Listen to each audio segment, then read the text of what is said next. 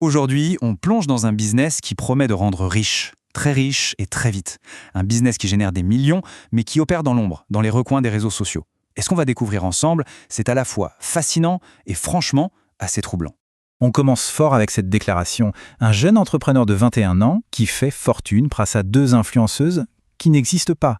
Rien que cette phrase, elle nous ouvre les portes d'un monde parallèle. Un monde fait d'illusions, de manipulations et de profits absolument vertigineux.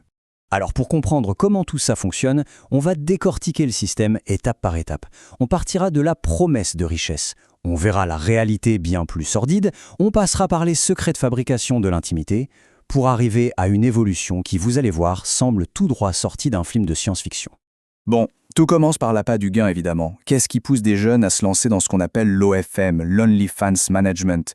La réponse, elle est simple. C'est la promesse d'une richesse quasi immédiate.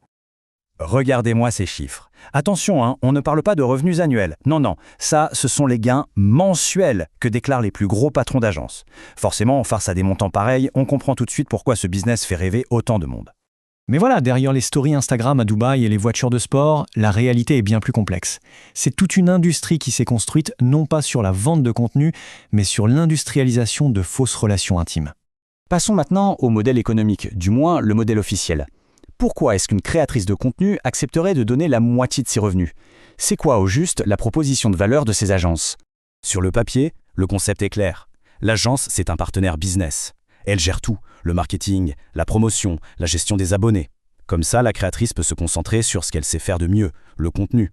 C'est un deal qui, à première vue, a l'air gagnant-gagnant. Mais alors, comment ces agences trouvent-elles leur talent? Il y a en gros 3 méthodes. La première, c'est le démarchage direct. On te promet de transformer ton compte Instagram en une machine à cash. La deuxième, c'est de débaucher des créatrices qui existent déjà, mais qui ont du mal à décoller. Et puis, il y a la troisième méthode, la plus troublante, de véritables marchés en ligne où l'on peut acheter et vendre le contrat d'une créatrice, un peu comme on achèterait une voiture d'occasion. Et ça nous amène au cœur du réacteur, au secret le mieux gardé de cette industrie. Comment est-ce qu'on fabrique et surtout comment est-ce qu'on vend l'illusion de l'intimité à une échelle industrielle? Voilà la question cruciale. Quand un abonné paye pour avoir une conversation privée, à un moment de connexion soi-disant unique avec sa créatrice préférée, qui est vraiment de l'autre côté de l'écran?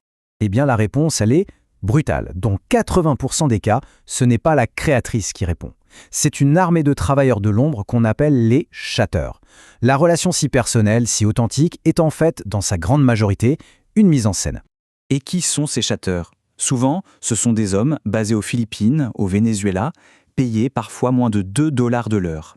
Leur job, c'est d'incarner la créatrice, de séduire, d'entretenir la flamme avec des centaines d'abonnés en même temps, en suivant des scripts très précis. On est carrément dans une usine à fabriquer des relations humaines. Cette citation d'un patron d'agence, elle dit tout. Avec 45 employés, il génère des revenus colossaux. On comprend alors que le vrai produit, ce n'est pas tant la photo ou la vidéo, c'est la conversation. C'est cette illusion de proximité qu'on vend à la minute. Maintenant, on va aborder la partie la plus sombre de cette industrie. On va voir comment, pour beaucoup de créatrices, la collaboration qui s'annonçait comme un rêve peut très vite tourner au cauchemar.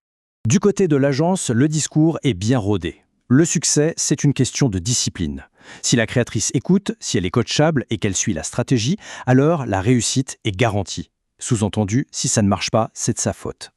Et puis, il y a la réalité. Ce témoignage d'une créatrice qui a osé remettre en question son manager, il est édifiant. La mentalité de gagnante se transforme très vite en manipulation, en abus psychologique. La logique derrière est perverse mais simple. Une fille qui doute est une fille plus facile à contrôler. Et malheureusement, l'abus suit souvent une escalade terrifiante. Ça commence par de la pression pour faire du contenu de plus en plus explicite. Ça continue avec du vol pur et simple, comme cette créatrice à qui on a tenté de voler 35 000 €. Et ça peut aller jusqu'à des cas extrêmes de séquestration et de traite humaine, comme une affaire aux États-Unis l'a montré. Tout ce qu'on vient de voir nous amène à une évolution qui est à la fois logique et absolument glaçante. La volonté de cette industrie d'éliminer complètement l'élément humain, jugé trop imprévisible et pas assez rentable. C'est la nouvelle révolution. Pourquoi s'embêter avec des êtres humains, avec leurs émotions, leurs droits, quand on peut créer l'employé parfait à partir de rien?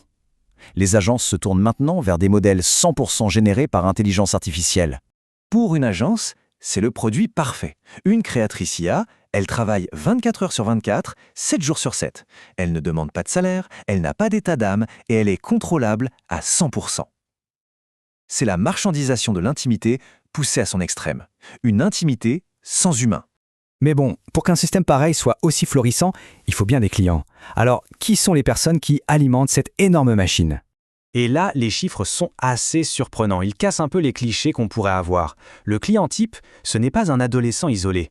C'est un homme entre 25 et 45 ans, et le fait le plus marquant, c'est que la majorité d'entre eux sont déjà en couple ou même mariés. Au final, ce que cette industrie vend, ce n'est pas seulement du sexe. C'est un remède à la solitude. Elle monétise un besoin humain fondamental, le besoin de connexion, de se sentir spécial, écouté, désiré. C'est là que se trouve sa véritable puissance et son incroyable rentabilité. Et on va finir là-dessus avec cette question qui reste en suspens. Le succès de ce business, ce n'est pas juste une anecdote technologique ou économique. C'est peut-être le reflet d'une société où le besoin de connexion est si intense que certains sont prêts à payer pour une illusion, parfois même en sachant qu'elle est fausse. Et ça, c'est une réflexion qui, je crois, nous concerne tous.